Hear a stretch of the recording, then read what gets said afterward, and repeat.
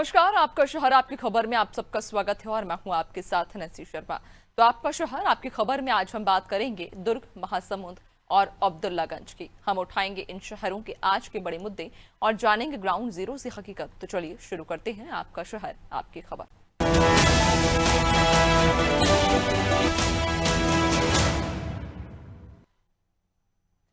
तो आज सबसे पहले बात करेंगे छत्तीसगढ़ के दुर्ग की, जहां 6 महीने बाद भी स्कूल की बिल्डिंग अधूरी पड़ी हुई है।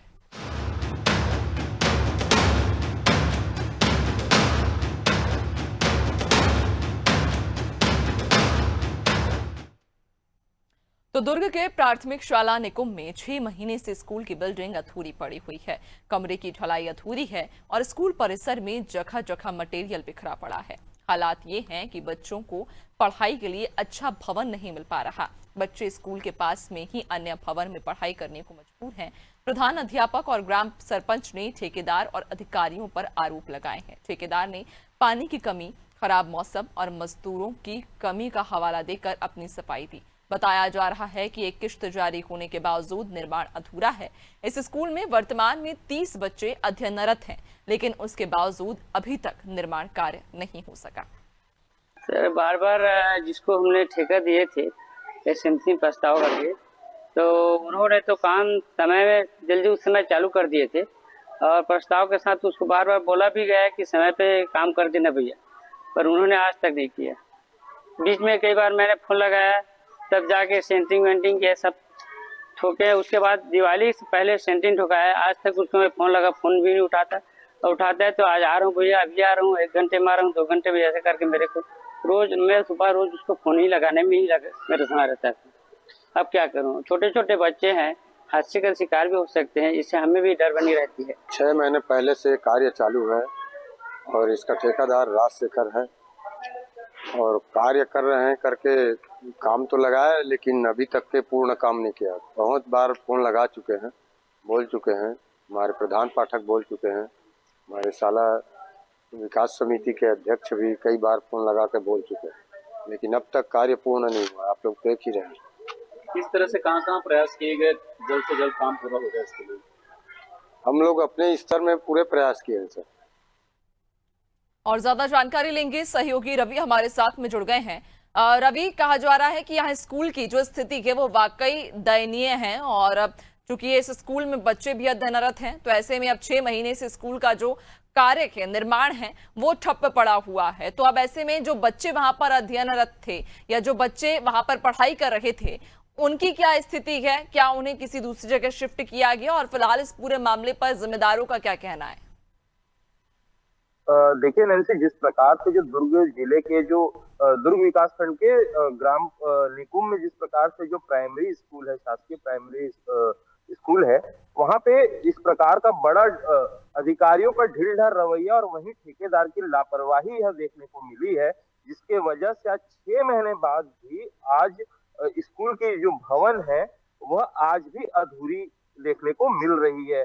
वहीं अगर बात की जाए तो वहीं पे बाजू में ही एक कक्ष है जहां पर नौनिहाल बच्चे वहां पर पढ़ने के लिए मजबूर है। परंतु यह सबसे बड़ा सवाल है नैन्सी कि कहीं ना कहीं वह जो अधूरा भवन है, जो सैनिटरिंग जो वहां पे लगाई गई है, वह किसी भी वक्त कोई भी बड़े दुर्घटनाओं को न्योता दे रही है। जहां की जो कि जिस प्रकार से बच्चे वहां पर खेलते हैं, तो कभी ना कभी निश्चित रूप से कोई ना कोई बड़ी दुर्घटना वहां पे दुर्घटना हो सकती है। परंतु इसके बावजूद भी आज भी 6 महीने बाद भी आज भी वह भवन अपने पूर्ण होने की राह देख रहा है। वहीं जिम्मेदारों से बात करने की कोशिश की गई तो जिम्मेदारों ने इस विषय को लेकर किसी भी प्रकार की टिप्पणी देने से साफ मना कर दिया। वहीं ठेकेदार से हमने बात करने की कोशिश की तो ठेकेदार ने भी खराब मौसम, पानी की कमी और मजदूरों की कमी का हवाला देकर उन्होंने भी अपना पल्ला झाड़ दिया। तो कहीं ना कहीं निश्चित रूप से बच्चे वहां पर बच्चे हैं और निश्चित रूप से वो खेलते भी हैं, और कहीं ना कहीं वो जिस प्रकार से वह अधूरा जो निर्माण सामने नजर आ रहा है, कहीं ना कहीं आने वाले दिनों में बड़े हादसे को निमंत्रण देता हुआ नजर आ रहा है। जी नैन्सी। बिल्कुल, लेकिन रवि ये भी बताइएगा कि चूंकि अब बीच सेशन में इस स्कूल का निर्माण कार्य शुरू किया गया, इसका जो जीर्णोद्वार है वो कराया जा रहा है, चूंकि जब इसका निर्माण शुरू हुआ तो उस समय भी यहाँ पर जो कक्षाएं हैं वो संचालित होती थी और अभी भी निर्माण अधूरा लटका हुआ है। जिस तरह से हम देख रहे हैं कि 6 माह बीत चुके हैं लेकिन कोई अभी तक यहाँ पर जो है वो विकास देखने को नहीं मिला कि स्कूल की या कुछ कक्षाएं ही अगर यहाँ संचालित हुई हो। तो ऐसे में उन बच्चों की जो पढ़ाई प्रभावित हो रही है उसकी जिम्मेदारी कौन ले रहा है? जिम्मेदारी तो चलिए ठीक है, दूसरी चीज है, लेकिन उनकी बच्चों की पढ़ाई की क्या स्थिति है? क्या दूसरी जगह उनकी कक्षाएं संचालित हो रही हैं? लेकिन ऐसे बहुत अच्छा सवाल है। जिस प्रकार से आपको मैं बता दूं कि दुर्ग जिले से ही यहाँ के जो प्रदेश के जो शिक्षा मंत्री हैं गजेंद्र यादव, वो यही उनका यहाँ पर उनका विधानसभा और गृह जिला भी उनका दुर्ग जिला है। और उनके शिक्षा मंत्री के गृह जिला होने के बावजूद भी जिस प्रकार से जो स्कूलों की जो स्थितियां परिस्थितियां है वो वाकई बेहद जर्जर है और कभी भी किसी भी बड़ा दुर्घटना यहाँ पर हो सकता है। वहीं जिस प्रकार से जो अभी तो हाल में ही उदाहरण के रूप में जिस प्रकार से जो शासकीय प्राथमिक शाला निकुंज का मामला जब सामने आया तो वही इस बात को काफी चौंकाने वाली बात है कि बच्चे वहीं बाजू में अध्ययनरत है। बच्चों को अगर वहां पर जिस प्रकार से जो स्कूल बिल्डिंग है अगर वहां पे बन रही तो बच्चों को निश्चित रूप से कहीं ना कहीं पढ़ाई करने के लिए शिफ्ट किया जाना था, परंतु अभी भी शिक्षा विभाग की इतनी बड़ी लापरवाही सामने को देखने को मिल रही है कि बच्चे वहीं पर पढ़ाई करते हुए नजर आ रहे हैं। वहीं दूसरी ओर यह एक ऐसा पहला स्कूल नहीं है, दुर्ग जिले में ऐसे कई सैकड़ों स्कूल है जहां पर इस प्रकार की स्थितियां निर्मित है, जहां की बिल्डिंग काफी जर्जर है और परंतु वहीं पर बच्चे पढ़ने के लिए मजबूर है। जी नैन्सी, बिल्कुल, यानी कि जर्जर बिल्डिंग में ही बच्चे पढ़ने को मजबूर हैं। और अब बड़ा सवाल तो ये उठता है कि अगर कोई जनहानि होती है तो इसकी जिम्मेदारी किसकी होगी? बच्चों की जो पढ़ाई प्रभावित हो रही है उसकी जिम्मेदारी कौन लेगा? और कब तक आखिरकार इस अधूरे भवन का निर्माण पूरा होगा? नजर बनाए रखिएगा और भी अपडेट्स लेंगे। फिलहाल बहुत शुक्रिया आपका।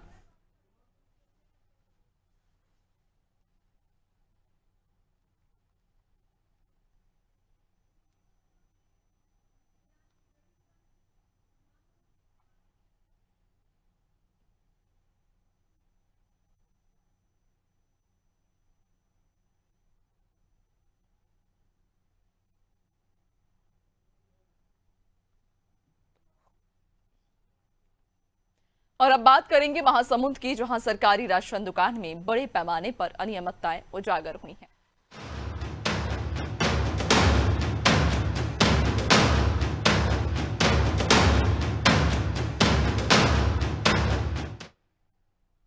तो महासमुंद जिले के बागबाहरा ब्लॉक के ग्राम खेमड़ा में सरकारी राशन दुकान में बड़े पैमाने पर अनियमितताओं का मामला सामने आया है। ग्रामीणों का आरोप है कि दुकान संचालक ने महीनों से राशन नहीं दिया। वहीं लाभार्थियों से बायोमेट्रिक में अंगूठा और हस्ताक्षर लिया जा रहा है। दुकान महीने से केवल 5 से 10 दिन खुलती है, जिससे ग्रामीणों को राशन नहीं मिल पा रहा। कई परिवारों को 3 महीने से राशन नहीं मिला, जबकि ऑनलाइन राशन रिकॉर्ड में राशन वितरण पूर्ण दिखाया जा रहा है। ग्रामीणों ने मामले की शिकायत प्रशासन से की है, लेकिन अब तक कोई कार्रवाई नहीं हुई, जिसके बाद लोग प्रशासन की निष्क्रियता पर अब सवाल उठा रहे हैं। राशन की ये समस्या है, अक्टूबर माह से फिंगर लगा दिए पूरा बस्ती वालों का। अग्रिम फिंगर हर गांव में लगाते हैं पहले, उसके बाद चावल वितरण कर, अभी तक चावल वितरण नहीं किए हैं। वहाँ पूछने पर प्रबंधक बोलते हैं 100 कुंटल ऑलरेडी गायब है करके, खुद बोलते हैं। कहाँ गायब हो गए? पूछे नहीं है? पूछे अनगा ग्राम मीटिंग भी करके मुनादी करके 2 महीना के शेष है, अभी तक चावल नहीं दिए। अच्छा, अक्टूबर माह के चावल मिले कि नहीं मिले? नहीं मिले। कोई जनता मतलब पूछ सकते हो आप, पूरे जनता दुकान चला देते हैं, कब से ऐसे यहाँ घपला चला? लगभग 4 महीने से। अच्छा, दीनानाथ के साथ। अच्छा एक बात बताओ, उसमें जो है ना पूरा समिति ही लिप्त है, संलिप्त पूरा, एक नहीं। का मिलते वहाँ चावल मिलते और शक्कर मिलते और नमक मिलते बस। अब एक बात बताओ, अक्टूबर महीना के कुछ नहीं मिले? कुछ नहीं मिले। 5 महीना हो गए भैया, मोला चावल नहीं मिले है और आर्थिक समस्या जाते हैं हमारे यहाँ। अच्छा, जाते हो राशन लेबर से? कहा बोलते? 2 दिन 3 दिन बच रहे थे और राशन दुकान खोलते।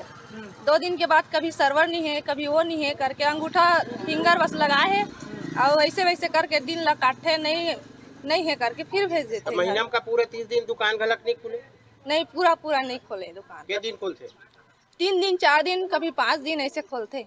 अच्छा एक बात बताओ, अब और कभी घर में कभी चौक में ऐसे करके फिंगर लगाते, हमेशा राशन दुकान में फिंगर नहीं 5 लगे। महीने से चावल नहीं मिले, कैसे जीवन यापन चला है? ऐसे यति तेती करके खरीदत वरीदत हन, अड़ोसी पड़ोसी से ऐसे ले दे के चलात हन अपन जीवन वापन। आपके माध्यम से अभी ये शिकायत प्राप्त हुई है कि वहाँ पर कई हितग्राहियों को पुराने महीनों का राशन नहीं मिला हुआ है और अनियमितता है। इस संबंध में खाद्य विभाग तत्काल जांच कराई जाएगी और जो भी जिस तरीके से अनियमितता अगर पाई जाती है तो उस पर सब नियमानुसार कार्रवाई की जाएगी। राशन और ज्यादा जानकारी लेंगे, सहयोगी रवि हमारे साथ जुड़ गए हैं।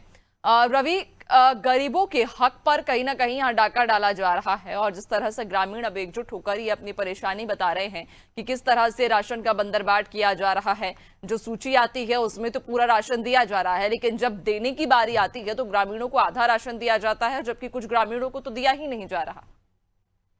जी बिल्कुल नैन्सी, आप जो कह रहे हो सच बात है। ये महासमुंद जिले के जो बागबाहरा ब्लॉक है उसका ग्राम पंचायत है खेमड़ा, वहाँ का मामला है जहाँ राशन जो दुकान है वो राशन जो संचालक है दीनानाथ निषाद, उसने भारी पैमाने पे जो आम जनता का जो राशन है उस पे बहुत ज्यादा घपला किया है। कुछ लोगों की शिकायत थी कि वो अक्टूबर महीने का राशन नहीं दिया गया है। कुछ लोगों की ये शिकायत थी कि लगभग 5 महीने से कुछ लोगों का राशन नहीं दिया गया है। नहीं, इसमें एक बड़ी बात निकल के आई है कि जो दुकान का संचालक है वो बहुत ही चालाकी और चतुराई से लोगों के घर में जाके जो थंब और अंगूठा जो लगाने का काम है वो करा लेता है, राशन दुकान में नहीं कराता है। ग्रामीण जो है लगातार जब उनके पास जाते हैं कि हमारा राशन आया है वो आप दीजिए, तो जो संचालक है वो उनका कहना रहता है कि अभी राशन जो है वो पहुंचा नहीं है, जैसे आएगा वैसे आएंगे। मतलब लगातार जो राशन दुकान का जो संचालक है वो जानबूझ के चीजों को डिले करता है। इस महीने का राशन दूसरे महीने का राशन तीसरे महीने, और जब ये समय निकल जाता है तो 2 महीना 3 महीना इस तरीके से वो लगातार राशन में घोटाले कर रहा है। ग्रामीणों का कहना है कि लगभग 100 कुंटल से ज्यादा जो राशन है ग्रामीणों का उसे खा दिया गया है। और ये जो ग्राम पंचायत खेमड़ा में जो राशन दुकान संचालित हो रही है वो वहाँ की जो समिति है वही संचालित कर रही है। बड़ी दुर्भाग्यपूर्ण बात यह है कि ग्राम के जो संचालक है वही ग्राम के लोगों के साथ इस तरीके से करना चाह रहे हैं। नंसी, एक चीज और बताना चाहूंगा कि हमारे जो सुदूरवर्ती जो क्षेत्र है वहाँ लोगों के पास किसानी के अलावा और कोई दूसरा आय का माध्यम नहीं है। वो पूरी तरीके से जो सरकारी जो अनाज मिलता है उस पे ये डिपेंड होते हैं, और जब उनके पास ये 2 महीने 3 महीने का राशन नहीं मिलता है तो उनके पास लाले पड़े होते हैं, खाने के लिए उनके पास अनाज नहीं होता, वो दूसरों से उनको मांगना पड़ता है। इस तरीके की जो परिस्थितियां हैं उसको फेस करते हैं वहाँ के ग्रामीण। ग्रामीणों का कहना है कि मामले की जो शिकायत है उन्होंने बागबाहरा जाके वहाँ के जनपद में की थी और इस मामले को और जो वहाँ के जो अधिकारी हैं उनको बताया था, लेकिन मामले में किसी प्रकार की कोई कार्रवाई नहीं हुई। जब मामला हमारे संज्ञान में है तब हमने यहाँ महासमुंद के जो जिला खाद्य अधिकारी उनसे बात की तो उनका कहना है कि मेरे को ब्लॉक से अभी किसी प्रकार का इस तरीके से कोई घपले की जो जानकारी है वो नहीं दी गई थी। आप अंदाजा लगा सकते हैं तो ब्लॉक के जो अधिकारी है वो जानबूझ के जिले के जो प्रशासनिक अधिकारी है उनको छुपाते हैं और मामला दबाने का, कहीं ना कहीं रफा दफा करने का जो वहाँ के संचालक है उनके साथ सांठगांठ करके इस मामले को निस्ते नाबूद करने की जो उनकी पैतरेबाजी है वो अनवरत चलती रहती है। ये महासमुंद जिले में सिर्फ खेमड़ा का ऐसा ही मामला नहीं है जो राशन दुकान में इस तरीके की घपलेबाजी हुई है। इसके अलावा भी यहाँ जो शहर के नजदीक जो ग्राम है वहाँ राशन दुकान में इस तरीके की घपलेबाजी लगातार चलती रही है। और अभी जो खेमड़ा का ज्वलंत मामला है उसकी शिकायत वहां के ग्रामीणों ने यहाँ जिला कलेक्टर से भी की है। अब बहरहाल आप देखते हैं कि जिला प्रशासन उसमें किस तरीके से कार्रवाई करती है और वहां के जो समिति है और जो चलाने वाला है उन पे किस तरीके से कार्रवाई होती है। बिल्कुल, वाकई चूंकि कहीं ना कहीं मिली भगत की वजह से जो गरीब हैं उनका हक छीना जा रहा है, वो परेशान हो रहे हैं क्योंकि उनके लिए जो राशन केंद्र की तरफ से दिया जाता है, जो उनके लिए सबसे बड़ा सहारा है उनकी आजीविका का, उनके पास जब वही नहीं पहुंचेगा तो ऐसे में उनके जीवन गुजारा उनके लिए बहुत मुश्किल हो जाएगा। अब खैर देखने वाली बात होगी कि जो भ्रष्ट अधिकारी हैं या जो जिम्मेदार उसमें लिप्त पाए जाते हैं साठगांठ में, उन पर क्या कार्रवाई होती है और सबसे जरूरी कि आखिरकार उन गरीबों को उनका हक कब तक मिलेगा। बहुत शुक्रिया आपका जानकारी साझा करने के लिए।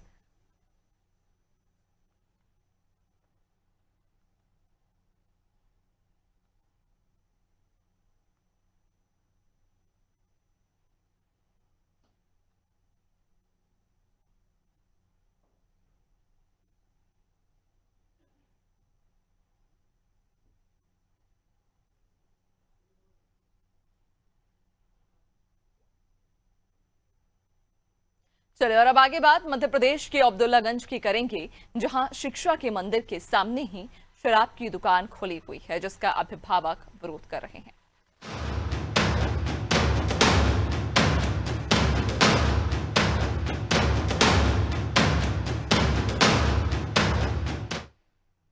तो अब्दुल्लागंज के नूरगंज गांव में स्थित शासकीय हायर सेकेंडरी स्कूल की छात्राओं की सुरक्षा पर खतरा मंडरा रहा है।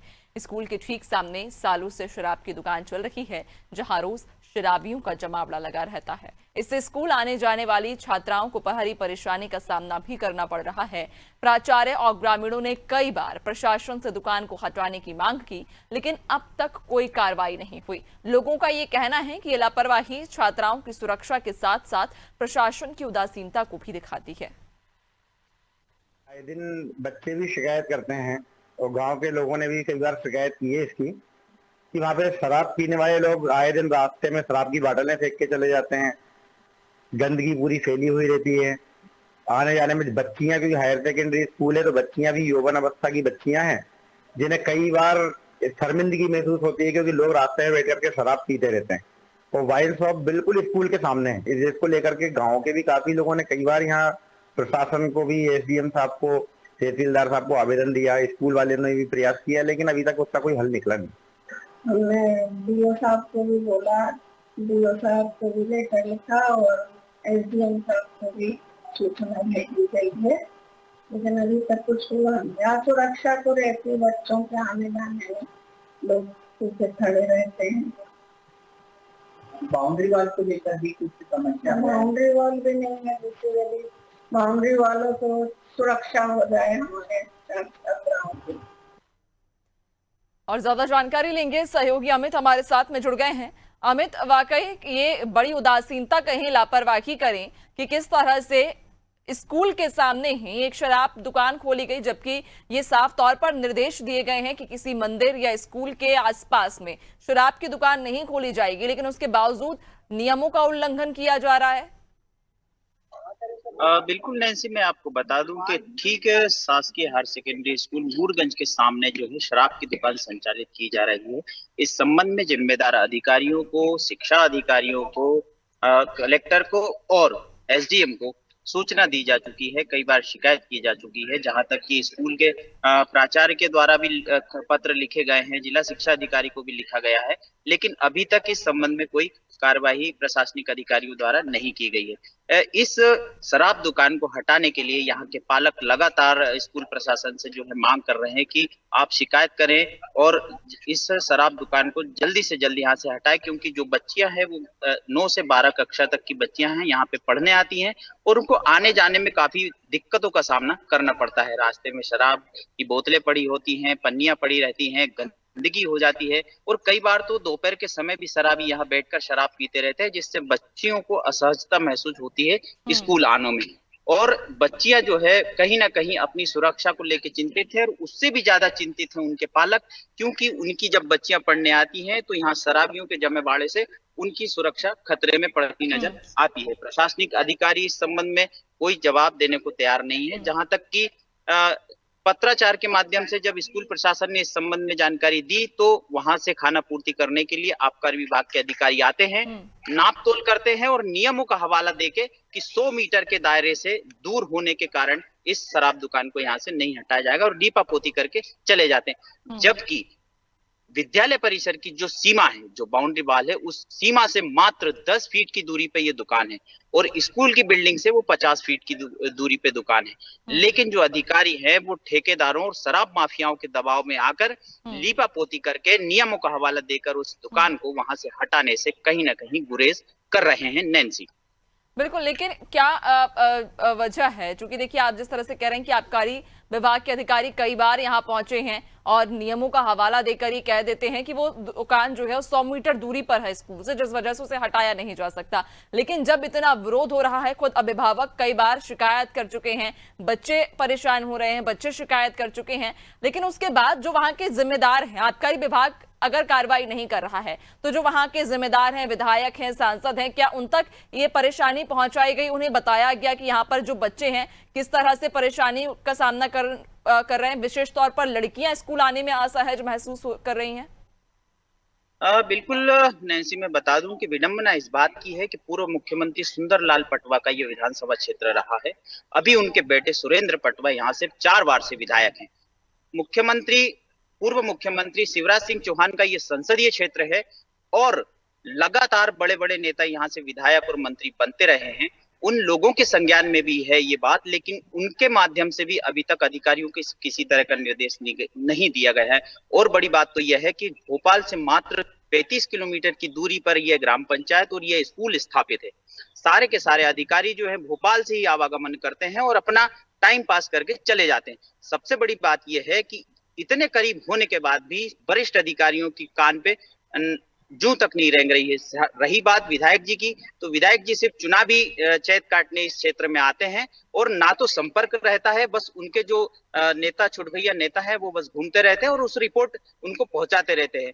रही बात उनके संपर्क की या अधिकारियों पे पकड़ की, तो किसी तरह की कोई अधिकारियों के ऊपर उनका दबाव नहीं है। अधिकारी अपनी मन मर्जी से काम कर रहे हैं।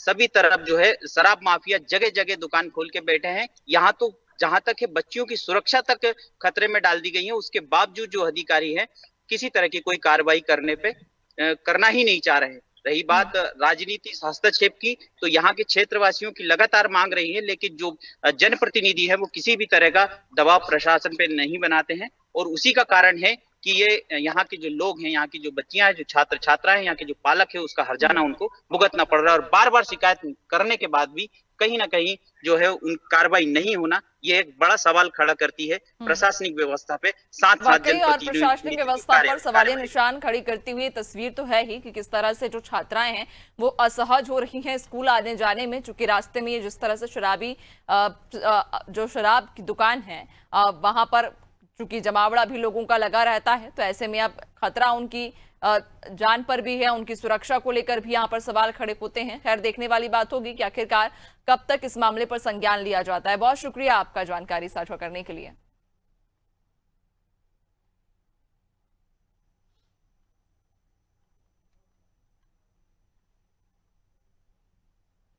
और इसी के साथ फिलहाल आपका शहर आपकी खबर में इतना ही। बने रहिए नादी टीवी के साथ, दीजिए इजाजत, नमस्कार।